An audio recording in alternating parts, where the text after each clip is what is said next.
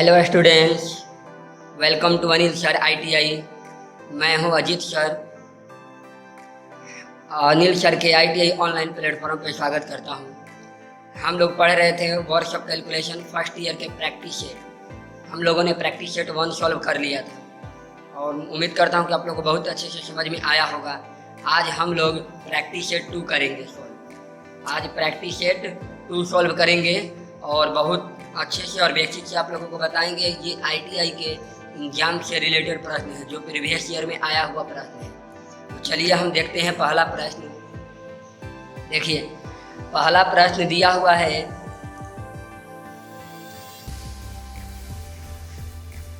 देखिए पहला प्रश्न दिया हुआ है कि 3.1 गुने 2 पॉइंट, देखिए 3.1 गुने 2.6 गुने 1.5 किसके बराबर है।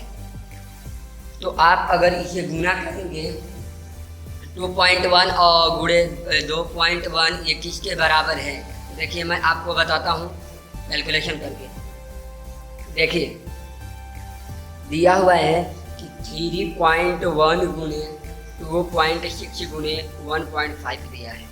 ओके, आप इसे अगर गुना करेंगे तो देखिए अगर आप जल्दी जल्दी गुना करना चाहते हैं तो कुछ नहीं करेंगे, आप सिंपल फॉर्म में गुना कर दीजिए।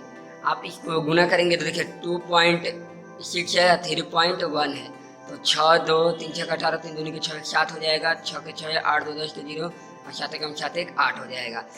1 2 अंक के पहले पॉइंट लगा देंगे, फिर 1.5, तो 5 6 के 30, 5 0 0 3 5 8 40, 1 6 6 1 0 0 1 8 8 है, तो कितना हो जाएगा 0 6 3 9 0 8 4 12।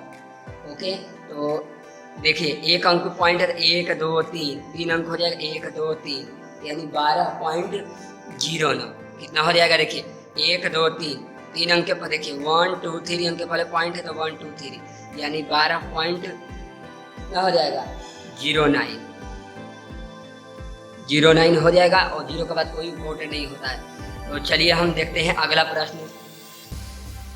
तो क्या हो जाएगा इसका आंसर ए नंबर ऑप्शन हो जाएगा, ए नंबर ऑप्शन हो जाएगा। अब देखिए अगला दिया है कि 216 का 6 सही 2/3% ज्ञात करें। तो यहीं पे मैं बता रहा हूँ, देखिए 216 है और 216 को 6 दूनी के 18 2 20 बटा में 3 बोल सकते हैं। कितना बोल सकते हैं 3, और परसेंटेज के लिए 100 कर सकते हैं। ओके, परसेंटेज के लिए 100 करेंगे तो देखिए ये 3 से कट रहा है, 3 7 21 3 दूनी के 6। ओके, तो अगर हम इसे गुना करेंगे तो 2 दूनी के 4 2 7 14 और बटा में 100 और 0 अगर काट देते हैं हम, चलिए तो नीचे 10 हो जाएगा। तो एक अंक के पहले पॉइंट दे देंगे, यानी 14 पॉइंट कितना हो जाएगा 4 हो जाएगा। लास्ट में 0 है तो 0 दे सकते हैं। कुछ नहीं करना है, बस हमने 6 सही 2/3 को गुना कर दिए तो 20/3 हो गया और परसेंटेज हटाए तो नीचे 100 हो गया। तो देखिए ये 3 से काटे तो 72 बार में 1 से 1 0 काट दिए और गुना किए तो 144, नीचे एक 0 है तो एक अंक के पहले 0 लगा देंगे, 14.40, यानी ए नंबर ऑप्शन आपका हो जाएगा। ओके, चलिए अगला प्रश्न देखते हैं। अगला प्रश्न दिया हुआ है कि एक त्रुटिपूर्ण तराजू के, दिया हुआ है कि एक त्रुटिपूर्ण तराजू के पलड़ों में एक पिंड को क्रमागत रूप से रखने पर उसका भार 6.4 ग्राम तथा 10 ग्राम प्रतीत हुआ, तो पिंड का सही भार बताएं। मतलब त्रुटिपूर्ण तराजू के पलड़ों में एक पिंड क्रमागत रूप से रखने पर उसका भार इतना और इतना प्रतीत हुआ, तो उस पिंड का भार बताएं।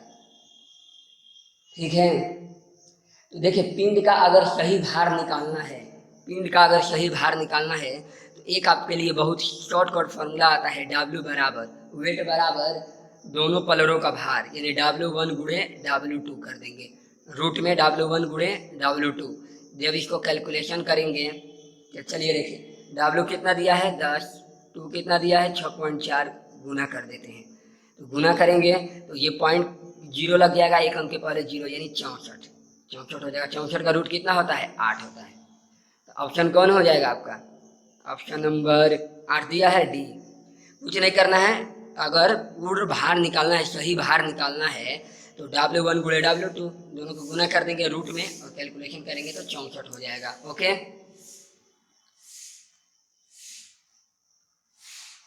चलिए देखिए अगला प्रश्न। अगला प्रश्न दिया हुआ है कि रूट 529 का मान कितना होगा। रूट 529 का मान अगर सब लोग निकालते हैं गुणनखंड विधि से, तो देखो मैं आपको जल्दी बताता हूँ। रूट 529 निकालना है तो हम रूट 529 निकालना है तो एक अंक इधर ले लेंगे। ओके, नहीं, दो अंक इधर ले लेंगे। तो ये बताइए किसके लास्ट में 9 आता है, किस स्क्वायर के लास्ट में 9 आता है, किस स्क्वायर। चलो इस पे नहीं बता रहा, मैं कॉपी पे बता रहा हूँ। देखो इस पे देखिए रूट 529, ठीक है। तो हम क्या करेंगे, दो को ले लेंगे इधर, ये देखेंगे किसके लास्ट में स्क्वायर में आता है 3, एक 9 आता है। एक 3 के स्क्वायर में आता है और एक 7 के स्क्वायर में आता है। 3 का स्क्वायर करेंगे तो 9 और 7 का स्क्वायर करेंगे तो 9 होगा। और ये किसके स्क्वायर के बीच में है, तो 2 का स्क्वायर करेंगे तो 4, 3 का स्क्वायर करेंगे तो ज़्यादा हो जाएगा, यानी 2 के स्क्वायर में होगा। यानी कहने का मतलब है कि हमारा संख्या एक बन रहा है 23 और एक बन रहा है 27। ये तो दोनों में से कोई एक ही होगा। तो हमें कैसे मालूम करेंगे, तो ये जो 2 दिया है ना, एक बढ़ती संख्या ले गुना कर देंगे। तो 2 से बढ़ती संख्या ले गुना करेंगे तो 2 में 3 से करेंगे तो कितना हो जाएगा, 6 हो जाएगा। कितना हो जाएगा, 6 हो जाएगा। कहने का मतलब है कि 2 गुणे 3 कर देंगे। ये जो आपका 2 यहाँ निकल, ये 2 कैसे आया है, 21 स्क्वायर के बीच में है, तो ये 2 के स्क्वायर के बीच में है। तो 2 बढ़ती संख्या ले गुना करेंगे तो 2 3 6 हो जाएगा। यानी 6 से ये छोटी है कि बड़ी है, ये अंक 6 से छोटी है। हमारा क्या हो जाएगा, 23 हो जाएगा, छोटी वाली संख्या। ओके, तो हमारा आंसर 23 हो जाएगा, यानी इसका आंसर 23 होगा। ओके, अब चलिए अगला प्रश्न देखते हैं। 5वां नंबर प्रश्न दिया हुआ है कि किसी वस्तु पर 5 न्यूटन का बल लगाने पर उसमें 8 मीटर विस्थापन होता है, तो कार्य का मान क्या होगा। देखिए ये किसी वस्तु 5 न्यूटन का है, ठीक है ना। यानी फोर्स दिया है आपको 5 न्यूटन और डिस्प्लेसमेंट दिया है 8, मैंने विस्थापित हो रहा है 8 मीटर। तो आपको वर्क बराबर क्या होगा, तो देखिए वर्क बराबर एक फॉर्मूला होता है, फोर्स इंटू डिस्प्लेसमेंट। क्या होता है, फोर्स इंटू डिस्प्लेसमेंट, यानी बल गुणे विस्थापन। बल कितना दिया है 5 और ये कितना दिया है 8, तो कितना हो जाएगा 8 पचे 40। और कार्य का मात्रक क्या होता है, जूल होता है। क्या होता है, कार्य का मात्रक जूल होता है, यानी 40 जूल। कुछ नहीं करना है, बल दिया हुआ है, विस्थापन दिया है, तो वर्क बराबर बल गुणे विस्थापन होता है। बल दिया है 5, विस्थापन दिया है 8, गुना कर देंगे, इसका मात्रक जूल होता है, यानी 40 जूल हो जाएगा। ओके, चलिए 7वां प्रश्न देखते हैं। देखिए 7वां प्रश्न दिया हुआ है कि 5 अश्व शक्ति बराबर होता है। 5 अश्व शक्ति बराबर होता है, आपसे पूछा हुआ है। तो देखिए 5 अश्व शक्ति कैसे निकालेंगे, मैं कॉपी पे बता रहा हूँ। देखिए तो एक अश्व शक्ति बराबर कितना होता है, एक हॉर्स पावर बराबर होता है 746 वाट।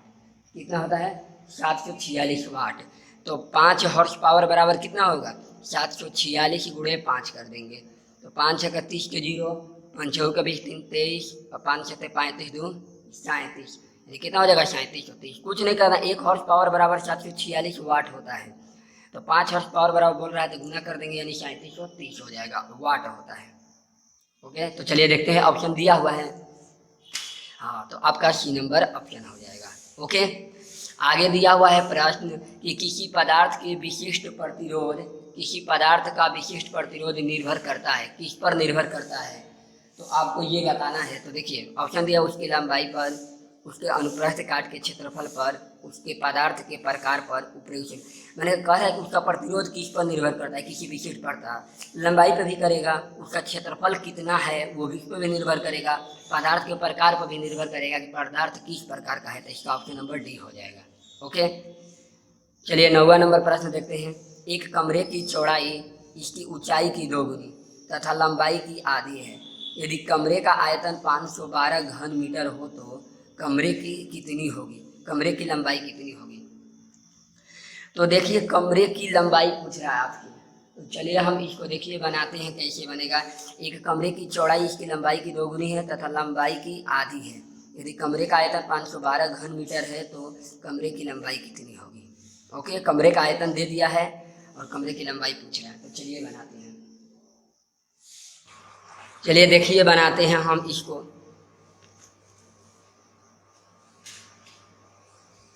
तो देखिए बनाते हैं, आपको कमरे का लकड़ी का आयतन दिया हुआ है, लकड़ी का आयतन दिया हुआ है, इतना दिया है। तो आपको लकड़ी का आयतन होता क्या है पहले ये बताएंगे। लकड़ी का आयतन क्या होता है, पाई आर स्क्वायर एच। मतलब किसी भी लकड़ी कैसा है, तो आपका लकड़ी घन वाला है, पाई आर स्क्वायर एच है, यानी देख रहे हैं कैसा लकड़ी है क्वेश्चन में। एक कमरे की ऊंचाई लकड़ी का आधा है, तो कमरे का आयतन बताना है। तो कमरे का आयतन घन है, हाँ देखो कमरे का आयतन 512, देखो 512 घन मीटर दिया है, 512 घन मीटर है इसके। अरे सॉरी नहीं, सॉरी देखो ये नहीं होगा। चलो देखो ये अगला प्रश्न का मैं बता रहा हूँ। चलिए देखिए, ऊंचाई दिया हुआ है इसका x और चौड़ाई दिया है 2x।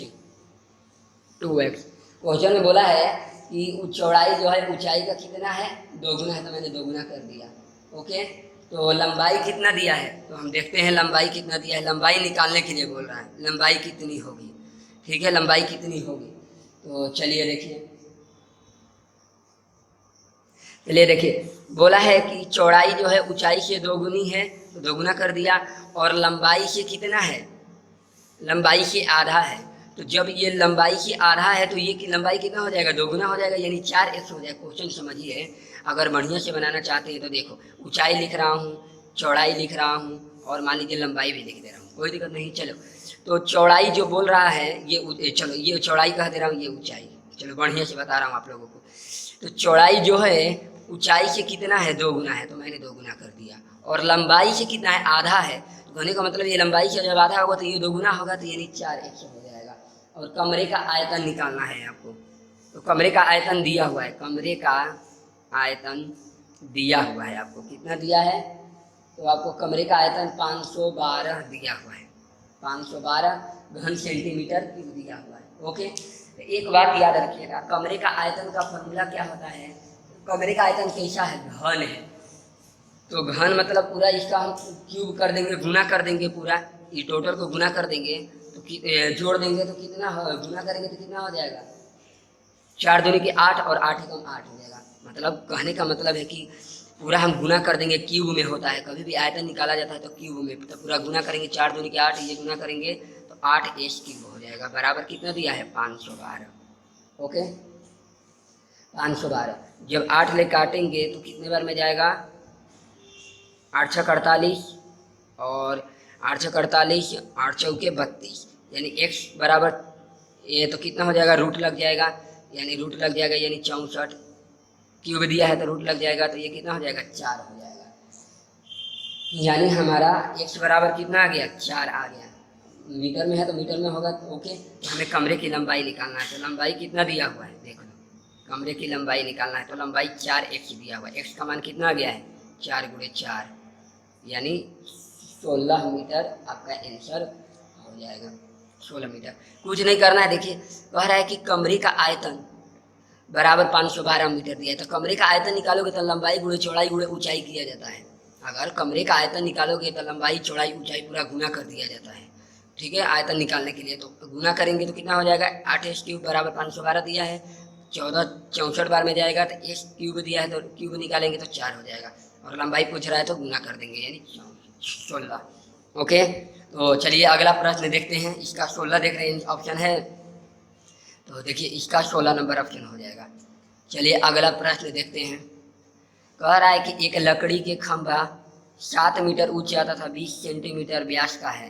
मतलब एक लकड़ी का खंभा 7 मीटर ऊंचा तथा 20 सेंटीमीटर व्यास का है। इसका भार क्या होगा यदि लकड़ी का घनत्व 225 केजी घन मीटर है, केजी घन मीटर है।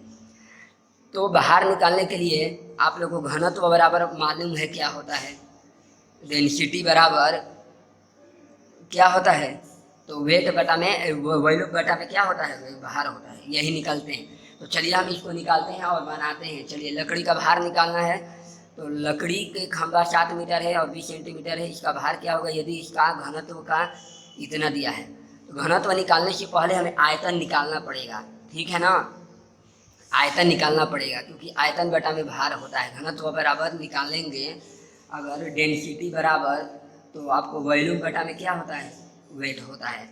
ओके, तो चलिए देखिए हम करते हैं। चलिए देखिए,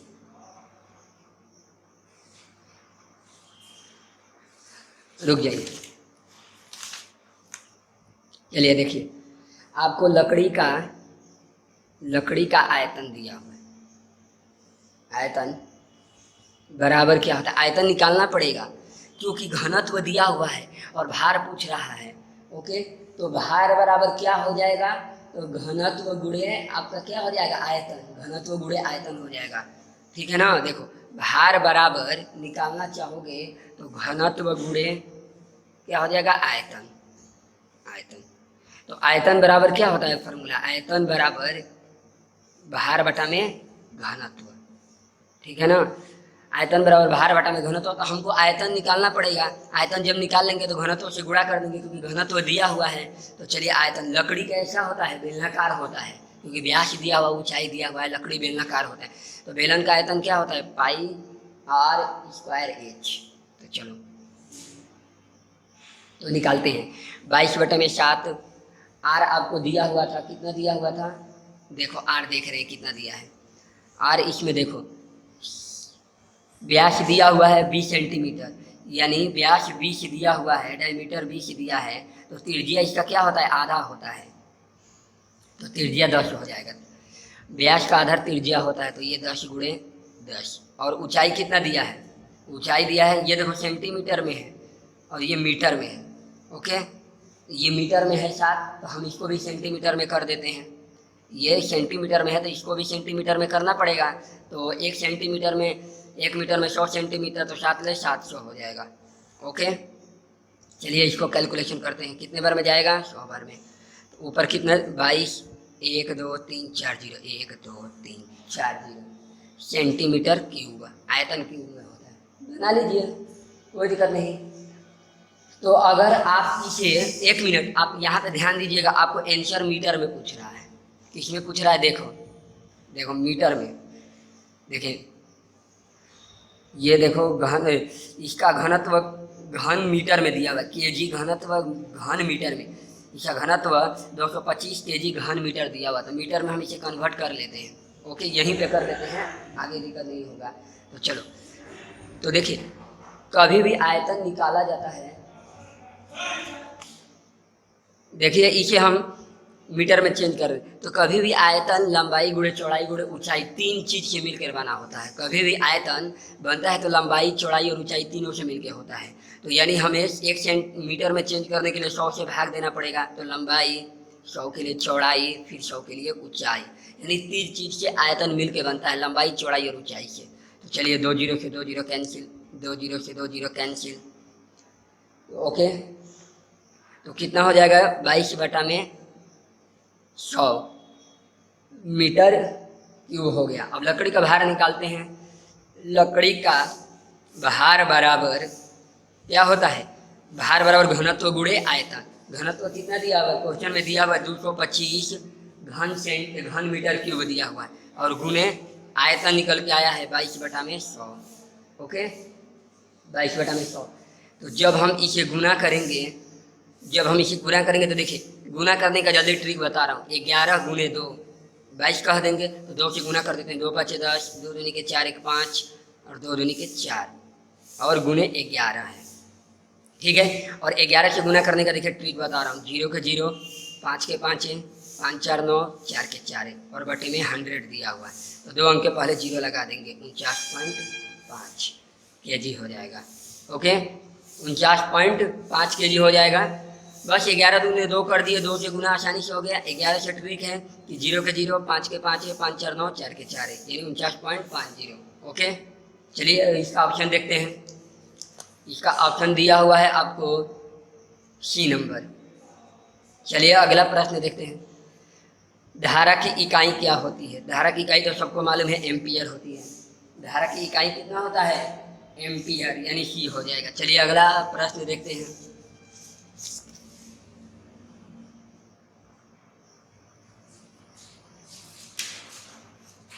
चलिए 12 नंबर प्रश्न।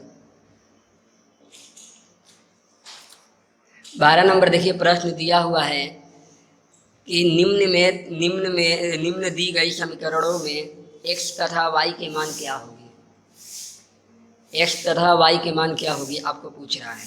तो देखिए समीकरण दिया है 2x + 3y बराबर 8, 3x + 2y बराबर 7 दिया हुआ है। चलिए देखिए इसको हम निकालते हैं x और y का मान। देखिए ट्रिक से बता रहा हूँ, अगर x का मान निकालना है, x का मान निकालना है तो x को भूल जाओ और इसको तिरछा तिरछी गुना करते हैं। x को भूल जाओ, इसको भूल जाना है और इससे तिरछा तिरछी गुना करते हैं। तो ये लेफ्ट साइड में है तो लेफ्ट से गुना करेंगे। 7 के 21, 8 दूनी के 16, घटा देंगे तो कितना आएगा 5, 5 हो जाएगा। और बट्टे में निकालने के लिए, बट्टे में देखिए क्या निकलेगा, तो बट्टे में निकालने के लिए इसको भूल जाएंगे और तिरछा तिरछी गुना करेंगे। 3 तिया 9 और 2 दूनी के 4, तो कितना हो जाएगा 9 में से 4 गया 5, बटे में 5 हो जाएगा। घटा देंगे, कहने का मतलब है कि x का मान निकालना है तो एक बार तिरछा तिरछी गुना कर देंगे, मतलब लेफ्ट से 7 का 21 और 8 दूनी के 16 घटाएंगे तो 5 आ जाएगा। और बटे में निकालने के लिए क्या करेंगे, इसको भूल जाएंगे, इन दोनों को गुणा करेंगे तो 3 तिया 9 और 2 दूनी के 4, कितना हो गया 5, यानी x का मान 1 आ गया। अगर y का मान निकालना है आपको, अगर y का मान निकालना है तो y को भूल जाएंगे और कितना हो जाएगा, y को भूलेंगे तो देखिए 3 के 24 और 7 दूनी के 14, तो कितना हो जाएगा 10। ओके, और x में जो मान दिया है इसको बटे में 5 कर देंगे तो कितना हो जाएगा 2, यानी x का मान 1 और y का मान 2 आ गया। ओके, तो देखते हैं ऑप्शन में दिया हुआ है तो 12 नंबर प्रश्न का 1 हो जाएगा, ए नंबर ऑप्शन। ओके, तो आया था हमारा एक्स का मान 1 और y का मान 2 आ गया था। ओके, और सी नंबर देखते हैं, 13 नंबर क्वेश्चन दिया हुआ है, सेल्सियस तथा फ़ारेनहाइट पैमाने में संबंध है, सेल्सियस और फ़ारेनहाइट। तो 13 का सेल्सियस और फ़ारेनहाइट हो जाएगा आपका 9 टेम्परेचर सेल्सियस बराबर 5 फ़ारेनहाइट -32 डिग्री, यानी 9 सेल्सियस 9 गुणे सेल्सियस बराबर 5 ब्रैकेट में फ़ारेनहाइट -32, यानी बी नंबर ऑप्शन हो जाएगा। ओके, 14 नंबर प्रश्न देखते हैं, ये तृतीयानुपाती पूछ रहा है। तो तृतीयानुपाती निकालने के लिए 5 और 10 का तृतीयानुपाती निकालने के लिए कुछ नहीं किया जाता है, इन b का स्क्वायर बटा में a कर दिया जाता है। b का स्क्वायर बटा में a, तो b कितना दिया है 10 गुणे 10 और a कितना दिया है 5, तो 5 दूनी के 10, 10 दूनी के 20, यानी a नंबर ऑप्शन हो जाएगा। ओके, चलिए 15 नंबर प्रश्न देखते हैं। 15 नंबर प्रश्न दिया हुआ है कि एक समान त्वरण से गतिशील एक पिंड का वेग 2 सेकेंड में 40 मीटर पर सेकेंड तथा 4 सेकेंड में 80 मीटर पर सेकेंड हो जाता है, तो पिंड का प्रारंभिक वेग बताएं। एक समान त्वरण है, गतिशील एक पिंड का वेग 2 मीटर सेकेंड में 40 मीटर पर सेकेंड और 4 सेकेंड में 80 मीटर पर सेकेंड हो जाता है, यानी वेग बढ़ रहा है। तो बोल रहा है कि प्रारंभिक वेग बताएं, यानी प्रारंभिक वेग निकालने का फॉर्मूला देखिए क्या होता है। आप पढ़े हैं गति का समीकरण, पहला समीकरण देखिए पढ़ाए हैं हम, तो गति का पहला समीकरण देखिए क्या होता है, v बराबर u प्लस AT दिया हुआ है। ओके, तो प्रारंभिक वेग तो आपको दिया हुआ है। ओके, प्रारंभिक वेग कितना दिया हुआ है आपको, नहीं दिया हुआ है। और चलिए देखिए, तो हमें ए निकालना पड़ेगा, त्वरण निकालना पड़ेगा। तो देखिए त्वरण निकालने के लिए क्या त्वरण निकालने के लिए फॉर्मूला होता है अंतिम वेग परिवर्तन का दर। त्वरण बराबर होता है वेग परिवर्तन का दर, यानी v माइनस यू बटा में 4 माइनस 2, v माइनस यू और 4 माइनस 2 हो जाएगा। यानी समय के साथ साथ अगर वेग में क्या चेंजिंग हो रहा है, तो पहले 80 था अब हो गया 40। देखिए पहले 80 था अब हो गया 40, और समय कितना था, पहले समय दिया हुआ था 4 अब हो गया 2, 4 में से 2 गया 2, मैंने मान लीजिए ये T1 है, ये T2 है, तो ये T1 है। ओके, तो ये 4 में से 2, तो कितना हो जाएगा 80 में से 40 के 40 और 4 में से 2 गया 2, यानी 20 हो जाएगा। त्वरण आपका 20 आ गया। तो चलिए v बराबर दिया हुआ है, आपसे प्रारंभिक वेग पूछ रहा है, तो आपको अंतिम वेग दिया हुआ है क्वेश्चन में, कितना दिया है 40, और u कितना दिया है, तो u दिया है आपको निकालना है प्रारंभिक वेग, और a निकल के आ गया है 20, और समय कितना दिया हुआ है आपको समय चेंज हो रहा है, अंतर कितना दिया है, 2 दिया है, क्योंकि समय का चेंजिंग निकालेंगे तो कितना हो जाएगा, 2 हो जाएगा। ये जो है वेग मतलब होता है कि वेग परिवर्तन का दर, दोनों मिलाएंगे वेग परिवर्तन का दर कितना होगा, तो 80 में से 40 जाएगा, 40 हो जाएगा वेग परिवर्तन का दर, तो 40 हो गया। और v बराबर देखिए कितना हो जाएगा, तो ये 20 दूनी के 40, इधर जाएगा तो कितना हो जाएगा u बराबर, तो इधर आएगा तो 0, यानी 0 मीटर पर सेकेंड। ओह, देखते हैं ऑप्शन आपको 0 मीटर पर सेकेंड दिया हुआ है, तो हाँ 0, इसका कोई यूनिट नहीं होगा, जब 0 है तो कोई यूनिट नहीं होगा, तो इसका 15 का a हो जाएगा। ओके, अब देखिए 16 नंबर प्रश्न दिया हुआ है कि कॉस थीटा बराबर a साइन थीटा बराबर b है, तो निम्न में से कौन सा कथन सत्य है, निम्न में से कौन सा कथन सत्य है आपको बताना है। तो आपको मालूम होगा निम्न में से कौन कथन सत्य है, तो आपको मालूम होगा, देखिए कॉस थीटा बराबर आपको a दिया हुआ है, साइन थीटा बराबर b दिया हुआ है, तो आप बताइए अगर इसे स्क्वायर करेंगे और इसको स्क्वायर करेंगे तो बताइए कि sine square theta plus cos square theta बराबर क्या होता है, 1 होता है। Sine square theta plus cos square theta बराबर क्या होता है, 1 होता है। तो वहीं से देखिए अगर इसको स्क्वायर करेंगे तो ये a स्क्वायर हो जाएगा और ये b स्क्वायर हो जाएगा। तो आप बताइए अगर हम इसको इधर लाएंगे, अगर इसको हम b को इधर लाएंगे तो माइनस हो जाएगा, तो sine square theta minus cos square theta बराबर 1 नहीं होता है, sine square theta plus cos square theta बराबर 1 होता है। देखिए sine square theta plus cos square theta बराबर 1 होता है, ठीक है ना। तो देखिए अगर यहाँ पे देखिए चौथा नंबर ऑप्शन, ये a स्क्वायर है तो साइन स्क्वायर और ये b स्क्वायर माइनस में, अगर इधर ला देंगे, देखिए a स्क्वायर अगर इसको इधर लाएंगे तो b स्क्वायर और ये प्लस 1, यानी साइन स्क्वायर थीटा, देखिए sine square theta plus cos square theta बराबर 1 हो गया, तो यही कथन सत्य है, यानी ओके। उम्मीद करता हूँ आपको समझ में आ रहा होगा। चलिए देखिए बोल रहा है कि 200 ग्राम जल को 20 डिग्री सेल्सियस से 40 डिग्री सेल्सियस तक गर्म करने के लिए ऊष्मा कितनी आवश्यकता होगी, ऊष्मा निकालना है। बोल रहा है कि 200 ग्राम जल को 20 डिग्री सेल्सियस से 40 डिग्री सेल्सियस तक गर्म करने के लिए ऊष्मा चाहिए। बोल रहा है कि 200 ग्राम जल को 20 डिग्री सेल्सियस से 40 डिग्री सेल्सियस तक गर्म करने के लिए ऊष्मा चाहिए, यानी टेम्परेचर चेंज हो रहा है और 20 ग्राम जल को गर्म करना है, गर्म करने पर 20 डिग्री सेल्सियस है उसे 40 डिग्री सेल्सियस तक गर्म करना है, तो ऊष्मा बताइए क्या होगा। तो देखिए एक फार्मूला होता है, मैं आपको बता रहा हूँ ऊष्मा निकालने के लिए, ऊष्मा निकालने के लिए एक फार्मूला होता है। देखिए Q बराबर, Q को ऊष्मा से, देखिए ऊष्मा को Q से डिनोट करते हैं, तो Q बराबर होता है MS और delta T, delta T, okay, MS गुणे डेल्टा टी, ओके। एस मतलब अगर समय भी ले सकते हैं, सेकेंड है यही, मतलब समय भी चेंज, और डेल्टा टी मतलब टेम्परेचर में कितना चेंजिंग हो रहा है। तो देखिए मास कितना दिया है आपको 200, और ये ले लेंगे 1 सेकेंड, ओके, 1 ले लेंगे, और देखिए ये 40 माइनस 20, यही चेंजिंग है, टेम्परेचर का चेंजिंग पहले 40 से 20 करना है, बढ़ाना है, तो यही डिफरेंट लिया जाता है। ये डेल्टा चेंज मतलब होता है, डेल्टा टी मतलब टेम्परेचर में चेंजिंग, तो 40 माइनस 20, देखिए 200 गुणे कितना हो जाएगा 20, ओके, तो ये कितना हो जाएगा 4000 कैलोरी, ऊष्मा को कैलोरी में डिनोट करते हैं।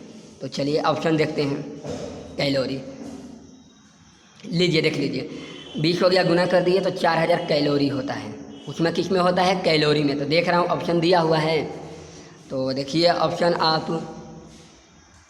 400 कैलोरी दिया हुआ है, और यहाँ कैलोरी, अच्छा चलिए देखिए ये जो 4 गुणे, देखिए 4000 को 4000 कैलोरी दिया हुआ है, तो अगर इसे हम देखें 3 जीरो है तो 4 लिख देंगे, ओके, 3 जीरो है 4 लिख देंगे, और 1000 को 10 के पावर 3 बोल सकते हैं, ठीक है ना। ऑप्शन चेंज कर दिया है, आपको गुमराह कर दिया है। 4 गुणे ये 3 को जीरो है तो 10 के पावर 3 लिख सकता हूँ, यानी बी नंबर ऑप्शन हो जाएगा, ओके। चलिए 18 नंबर प्रश्न देखते हैं। 18 नंबर प्रश्न दिया हुआ है कि प्रत्यावर्ती धारा का उपयोग किन किन उपकरणों को प्रचालित करने में करती है। प्रत्यावर्ती धारा का उपयोग मतलब अल्टरनेटिव करंट AC का उपयोग उपकरणों में प्रचलित करने में किया जाता है। प्रकाश प्रदान करने में उपकरणों में सही है, ठंडा प्रदान करने के उपकरणों में सही है, यांत्रिक ऊर्जा प्रदान करने के लिए सही है, उपयुक्त सभी, यानी डी नंबर ऑप्शन इसका हो जाएगा। क्या हो जाएगा? डी नंबर ऑप्शन हो जाएगा। चलिए 19 नंबर प्रश्न देखते हैं। 19 नंबर प्रश्न दिया हुआ है कि एक वृत्त जिसकी त्रिज्या 24 सेंटीमीटर है उसके अंदर अधिकतम कितने आकार का वर्ग समाहित हो सकता है। कहने का मतलब है, देखिए मैं आपको कॉपी पे बता रहा हूँ कि एक वृत्त की त्रिज्या 24 सेंटीमीटर है, उसके अंदर अधिकतम कितने आकार का वर्ग समाहित हो सकता है। देखिए एक आपको वृत्त दिया हुआ है, ओके, एक वृत्त दिया हुआ है, आपको मालूम ही होगा कि हम इसको क्या बोलते हैं, त्रिज्या बोलते हैं। त्रिज्या यहाँ से यहाँ, तो बोल रहा है कि कितने बड़ा से बड़ा वर्ग समा सकता है, उसका क्षेत्रफल बताना है। ठीक है ना, क्षेत्रफल भी पूछ रहा है, देख लेते हैं। उसके अंदर अधिकतम कितने आकार का वर्ग समाहित हो सकता है, तो ये क्षेत्रफल ही दिया हुआ है। देखिए सेंटीमीटर स्क्वायर दिया था क्षेत्रफल, तो चलिए देखते हैं। तो आप अगर वर्ग निकालना भी चाहेंगे तो देखिए, अगर इसको ऐसे मिलाएंगे, चाहे देखिए इतना बड़ा, इतना ही बड़ा समाएगा, इससे तो बड़ा नहीं समाएगा। और आपको मालूम है कि ये त्रिज्या होता है, त्रिज्या यहाँ से वृत्त के सेंटर से ये आर होता है, तो ये पूरा मिला देंगे तो ये भी आर ही कहलाएगा। और ये आपको मालूम है कि ये वर्ग का क्या कहलाता है, विकर्ण कहलाता है। तो त्रिज्या कितना आपको दिया हुआ है, त्रिज्या 24 दिया हुआ है, तो ये टोटल कितना हो जाएगा 24 यानी 48, यानी इसका विकर्ण कितना हो गया 48। तो आपको क्षेत्रफल वर्ग का मालूम होगा कि विकर्ण का स्क्वायर बटा में 2 हो जाएगा। ओके, विकर्ण का स्क्वायर बटा में क्या हो जाएगा 2। विकर्ण का स्क्वायर कितना दिया है 48 का स्क्वायर, और बटा में 2 दिया हुआ है। ओके, तो 48 का स्क्वायर देखिए निकालने के लिए बता रहा हूँ जल्दी आपको स्क्वायर। अगर ये भी नहीं मालूम है तो आप इसको 24 को काट भी सकते हैं। अगर 24 को काट सकते हैं तो वो भी हो जाएगा, ठीक है ना। नहीं, चलो देखो 48 का स्क्वायर, 8 का स्क्वायर 8 है 64 के 4 हासिल 6 और 4 के 32 और 32 64 और 64 6 कितना हो जाएगा 70 के 0 हासिल 7। डबल कर दिया जाता है, मैंने ए प्लस बी का होल स्क्वायर के फॉर्मूला पर निकाला जाता है। 8 का स्क्वायर 64 और 4 के 32 और 32 दोनों 64 और 64 6 70 के 0 और 4 के 16 और 16 7 23 हो जाएगा, और बटा में 2। ओके, तो काटेंगे तो 2 एकम 2 और 2 एकम 2। ओके, 2 पछे 10, फिर 2 दूनी के 4, कितना हो जाएगा सेंटीमीटर स्क्वायर, यानी 1152 सेंटीमीटर स्क्वायर हो जाएगा। बस विकर्ण का स्क्वायर कर देंगे 1152। देखते हैं, आपको ऑप्शन नंबर ए दिया हुआ है। फिर बोल रहा है कि 12 मील का किलोमीटर में रूपांतरित क्या मान होगा। 12 मील का आपसे पूछ रहा है कि 12 मील, देखिए 12 मील का किलोमीटर में बदलना है। तो देखिए मैं आपको बता रहा हूँ, अगर मील को किलोमीटर में अगर चेंज करना चाहते हैं तो देखिए 1 मील बराबर, लिख लेना आप लोग ये पॉइंट, 1 मील बराबर होता है 1.61 किलोमीटर, 61 किलोमीटर। तो 12 मील में कितना हो जाएगा, तो गुना कर देंगे 12 से, 1.61 गुने 12, तो 12 एकम 12, बरछक 72 के 72, 1 73 के 3 हासिल 7, 12 कम 12 7 19। तो 2 अंक के पहले हम क्या लगा देंगे, पॉइंट लगा देंगे, यानी 19.32 किलोमीटर हो जाएगा। उन्हें 1 मील में 1.61, तो 12 मील में गुना कर देंगे 19.32। तो देखते हैं 19.3 यानी 2 छोड़ दिया है। ओके, न्यूटन का प्रथम नियम निम्न में से किसको परिभाषित करता है। तो न्यूटन का प्रथम नियम निम्न में से किसको परिभाषित करता है, तो बल को परिभाषित करता है। देखिए 23 नंबर प्रश्न दिया हुआ है कि यदि 30 ओम 60 ओम प्रतिरोध का मान वाले 2 प्रतिरोध श्रेणी क्रम में 200 वोल्ट के आर पार जुड़े हुए हैं तो प्रतिरोध में कितनी धारा बहेगी। तो आप देखिए ये कुछ क्वेश्चन नहीं है, टोटल प्रतिरोध निकालते हैं। देखिए मैं आपको बताता हूँ ये कैसे निकलेगा। धारा निकालना तो एक फार्मूला होता है V बराबर IR, तो आपको टोटल R निकालना पड़ेगा ना। तो देखिए R बराबर टोटल R निकालने के लिए 30 ओम श्रेणी क्रम में जुड़ा हुआ है, देखिए श्रेणी क्रम में के लिए सिंपल फॉर्म में जोड़ दिया जाता है। 30 ओम प्लस 60 ओम जोड़ेंगे तो कितना हो जाएगा, 60 30 90 ओम हो जाएगा। कितना हो जाएगा, 90 ओम, 90 ओम हो जाएगा। और देखिए उसके बाद देखिए ओम दे दिया आपके पास कितना, 90, आर आ गया 90, और धारा पूछ रहा है, और वोल्ट कितना दिया हुआ है, वोल्ट 200 दिया हुआ है। ओके, तो 0 से 0 कैंसिल, तो आई बराबर कितना हो जाएगा, 20/9। तो भाग दे दीजिए, तो कितने बार में जाएगा, 9 दूनी के 18 पॉइंट लगेगा, 10 में से 8 गया 2, 9 दूनी के 18, 9 दूनी के 18, यानी ऑप्शन नंबर ए हो जाएगा। तो 22 का क्या हो जाएगा, ए। कुछ नहीं करना, V बराबर IR होता है। आर निकालने के लिए जितना प्रतिरोध दिया जाता है श्रेणी क्रम में जोड़ दिया जाता है। अगर समांतर क्रम में देगा तो बट्टा में करके जोड़ते हैं, मतलब 1/30 प्लस 1/90 अगर समांतर क्रम में दिया रहेगा तो ओके। तो आप मान हम पुटअप कर दिए, I बराबर 2.2 हो गया। ओके, 23 नंबर प्रश्न देखिए। 23 नंबर प्रश्न दिया हुआ है कि 0.43 तथा 0.0012 का अनुपात कितना होगा। देखिए आपसे अनुपात पूछ रहा है, इसका अनुपात को क्या होता है, बटा होता है। तो चलिए हम इसको बटा में कर देते हैं। तो चलिए देखिए बटा में हम कर रहे हैं, यहीं पे देखिए हम आपको बता देते हैं, यहीं पे बताते हैं। देखिए 0.043 और बटे में 0.00129 दिया हुआ है। तो देखिए आप अगर ऊपर ले जाएंगे तो 4 0 जाएगा, लो 1 2 3 4 5, 1 2 3 4 5, और नीचे 1 2 3, तो 1 2 3 0, ये कैंसिल हो जाएगा, कैंसिल हो जाएगा ना, 3 0। तो ऊपर कितना बच जाएगा, देखिए 43 00, और बटा में कितना हो जाएगा, 129। तो इसको 100 भी बोल सकते हैं, गुने 100 भी बोल सकते हैं। तो ये कितने बार में जाएगा, 3 बार में। तो 100/3 हो जाएगा, यानी 100:3। तो C number option, last option हो जाएगा डी। कुछ नहीं करेंगे, पॉइंट हटाएंगे, जो कटेगा काट देंगे, और 43 × 100/129 3 बार में गया तो 100/3 हो गया। अब देखिए 24 नंबर प्रश्न दिया हुआ है कि 2300 का 18%, 596 का 34% कितना होगा। तो चलिए देखिए हम यहीं पे बताते हैं। 2300 का 81% और माइनस 596 का 34/100, तो 0 से 0 कैंसिल हो गया।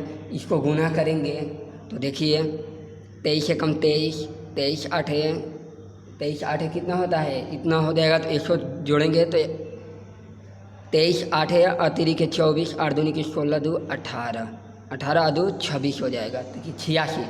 तो यानी 1863 और माइनस ये गुना कर देंगे तो हम इसको कैलकुलेशन कर रहे हैं। देखिए 596 को 34 ले तो 4 6 24, 4 9 36 2 38, 4 5 20 3 23, 3 6 18, 3 9 27, 1 28, 3 5 15 2 17।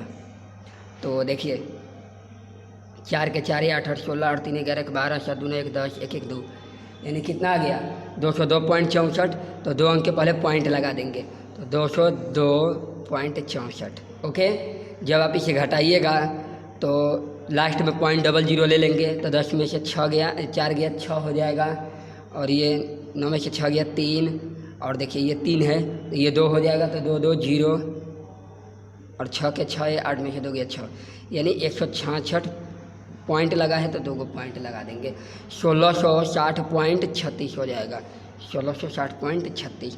ये आपके कैलकुलेशन है, कैलकुलेशन पर डिपेंड करता है। 25 यांत्रिक लाभ और वेगानुपात के प्रतिशत को अनुपात को बताएं। यांत्रिक लाभ और वेगानुपात के प्रतिशत का लाभ अनुपात बताएं। तो इसका आंसर देखिए क्या होगा 25 का, तो इसको एफिशिएंसी बोलते हैं, इंग्लिश में दक्षता बोला जाता है, यानी क्षमता बोला जाता है। इसका यांत्रिक लाभ और वेगानुपात के प्रतिशत अनुपात को मशीन के क्या कहते हैं, मतलब उसका क्षमता कहते हैं कि वो कितना क्षमता दे रही है, कितना लाभ हो रहा है, तो दक्षता बोलता जाता है। ओके, उम्मीद करता हूँ कि ये प्रैक्टिस सेट आपको बहुत अच्छे से समझ में आ गया होगा। 1 और 2 मैंने बहुत अच्छे से करा दिया हूँ, आप लोग रिवीजन करते रहना। ये आपके परीक्षा के लिए बहुत ITI फर्स्ट ईयर का प्रैक्टिस सेट है, परीक्षा के लिए बहुत ज़्यादा इम्पोर्टेंट है, बहुत ज़्यादा इम्पोर्टेंट। तो थैंक यू स्टूडेंट्स, अच्छे से रिवीजन करते रहिए।